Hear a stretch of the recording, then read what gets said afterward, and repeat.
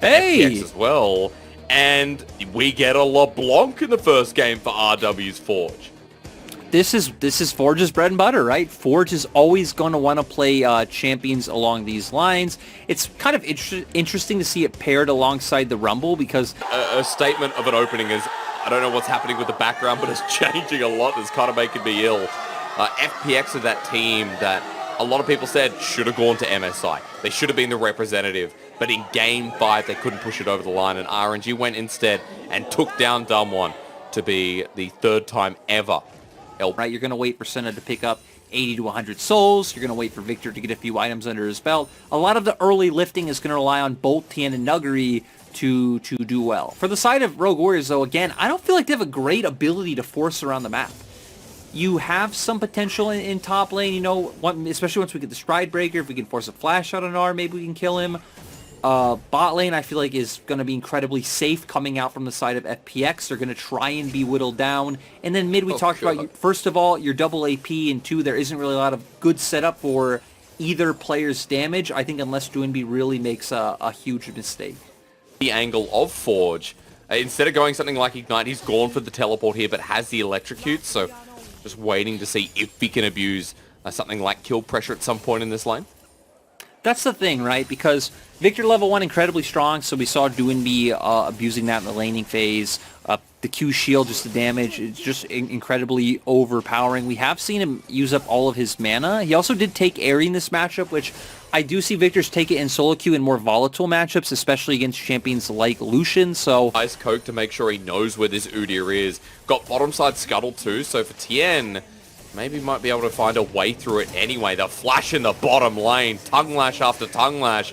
Crisp is just a menace. And is that his skin, Lyric? Did we get an FPX? Was there an FPX Tarm? Or is that the Chinese New Year skin? Not too sure. Either way, I was going to say, that does not look like an FPX skin to me. But I'll be honest, I don't really know much about skins. Nice play coming out from the side of FPX. They're going to look to try to punish this one more. And again... wow. We see that Rogue Warriors are the team that picked the Karma into the Tahm Kench. They wanted to try to abuse this. That's not going the way that they planned. They're actually going to get zoned off the minion wave. We do see Ice Coke making his way through mid, so trying to help Forge get some prio. Potentially going to hover around that bottom lane and try to prevent anything that FPX are trying to do around this lane. Just look at this pathing. He's wrapped around. I've been told by producers, thank you, telling me it's Arcada, and I'm wrong about the skins. But Blast Cone over the wall, Tien goes against it while Zhang Wuji and Kai Xuan are so low. Forge here as well, going to be running in, but misses the little chain. And Tien just walks away pretty unscathed. Especially leaving top isolated after the 20 CS lead that's already brewing. Kai Xuan, though, has found Tien. He's roamed up as well. Forge over the wall. The chain will force the flash, and Tien's caught out. Nice from Rogue Warriors as Doinby almost catches Ice Coke there, but the smite comes down. He's healed up. Nuguri flashes, puts him into the wall. Doinby pretty much untouched, and Forge not doing much of anything here on this LeBlanc while he gets rooted down. He has to escape. Flashes himself. And FPX, after losing their jungler, they still fight back, and they burn down Ice Coke.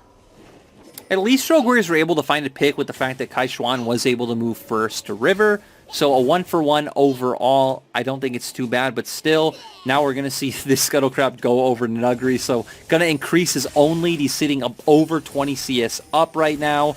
Mid's been a little bit equalized, but we're going to see with this wave crashing. Should probably only be one minion lost for Forge because it is a cannon wave. And now we're going to go straight into the replay where it's just Tien walking in. Kai Xuan was already here. Forge able to distort over and land the chain as well. But guess what? Backup is coming. You weren't paying attention to the fact that Nuguri had prio in top lane. We also see that FPX's bot lane is here in the wings just in case they're needed. And yeah, they're able to get a nice trade kill on the Ice Coke. And the flash out from Forge as well, who picked up the kill there. Lucky to 30 CS lead. And Nuguri with a good place ward here. Going to spot out Ice Coke. And this Nah who's about to go in Mega probably feels okay to just, alright, I'll take a 1v2. And it's surprising as well. Ice Coke going to come in. I think Nuguri should be fine. That's a lot of damage, but hang on a minute. He's dead. Well, into Mega Nah, probably not the right idea, but 8917 gets a great base breaker. But Doinby compensates. They get the stun down, and, you know, even though you do a lot of damage as Rumble, it's a Mega Nah. That's the thing, and Kaishuan might be overextended. He does have flash up, so he should be able to get out just fine. He went in for a deep he's going to pay for it. How's the range? Close here. One more auto to do it. LWX, he's going to get the movement speed as well, and Kaishuan gives over a soul, gives over a kill, and FPX, just like that, 2,000 golder. Even with the flash and the heal, the glacial augment coming out, the root as well landed from LWX. Nice, Jung Wooji! Oh, he's so close, but he's under the turret. He's taken too many shots here, and now Chris just licks him to death. It was so tragic because that was the kind of play that we were hyped for about Jung Wooji, right? Is that Jung Wooji's going to look for those plays. Sad he was one auto off from being able to get the kill. Once again, stunned, under turret, taking turret aggro. And yeah, overall, thus far, a disaster for the side of Rogue Warriors feels pretty fair to say. But, you know, going back to that top lane, right, we see Nuguri dominating on the Gnar. Let's remember that Rogue Warriors could have picked that champion. It's interested. And, I mean, heck, he honestly might not even be necessary. Nuguri could probably just find the solo kill right here. And there's the ultimate right into the wall. 8917 gets a good face break. It does some damage down, but Nuguri under the turret solo bolo. Oh, man.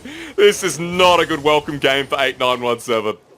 Nope, he is being put in the same position that Ziv was in spring, which is, hey, buddy, fend for yourself, do your best. In a rough matchup, not performing too well.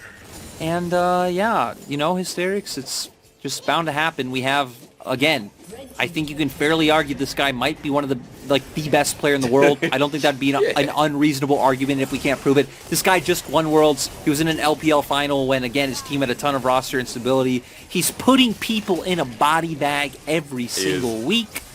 But, you know, just to look somewhere else, we see that Kaishuan bought Vandal Glass Mirror because he's going to go towards Shurelia's. I'll be honest. I prefer Kindle Gem over that. We see this as a common first buy on Karma, but I feel like you're just kind of spending too much gold just to get a little bit of ability haste, a little bit of mana regen that's not really needed. Go for that. Yeah, I mean, it's not. We know it's not gold efficient, right? It's not the greatest item, but look, what was great was this. Nuguri just stands under turret for how many shots? 1 or 2? Doesn't really care. Still gets a solo kill. The question is it great or is it depressing? Or is it both? Because it probably could be both, and it probably is both. But looking at Rogue Warriors and thinking, what are their options, right? We're 11 minutes in. They're 5k gold behind. They have a very disjointed team comp where, again, you have certain members that want to fly in, certain members that want to play from a range. Your frontliner is massively behind. I feel like for them, they just need to go back to the 2020 Rogue Warriors. Coin flip every game, draft a ton of just win lane champions, and, you know, hope for the best. I mean, look, this is a very honest answer. As there's the equalizer down on Dilby, he walks through all of it, has to flash away, needs the help. As thank you, LWX, for the ulti, he says, but Tien is running towards Ice Coke, looking for a Fanta instead. Nuguri over the wall, but no Mega Narbar as Kaishuan and Jung Wooji roam up. Rogue Warriors are just grouping, trying to create a numbers advantage and try and get something before this game's any further over. It's a 5k gold lead, Lyric, and they tried to find Duumbi, but they got his flash. I guess that's something.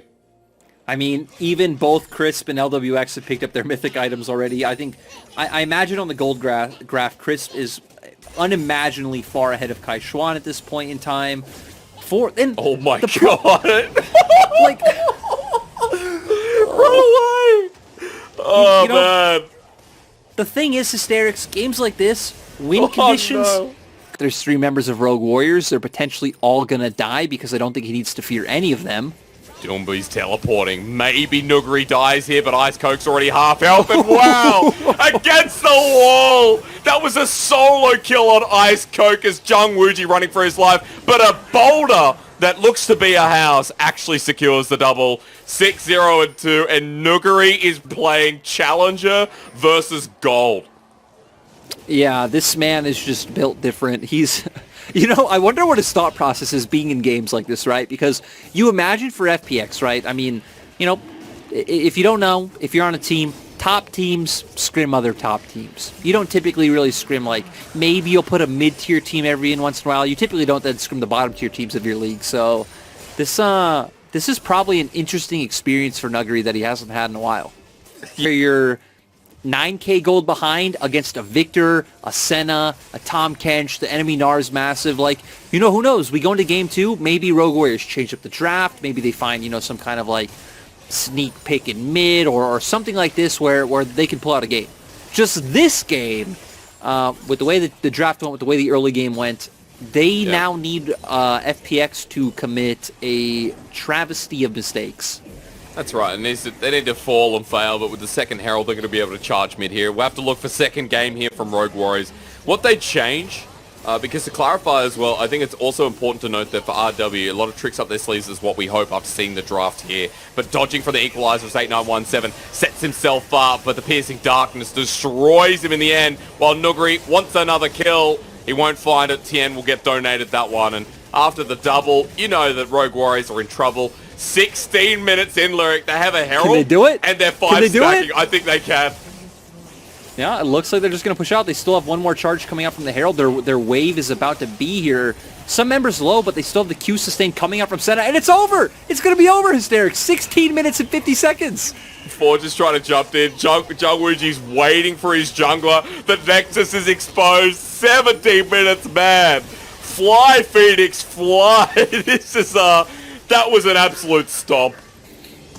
I'll be honest, I just don't know how I'm supposed to feel after this game, right? Like, are you happy for FPX? Are you sad for Rogue Warriors? Are you confused? Are you somewhere in the middle? Dude, that was an 80% speed run. You know, like, that was beautiful to watch, but also very sad at the same time. So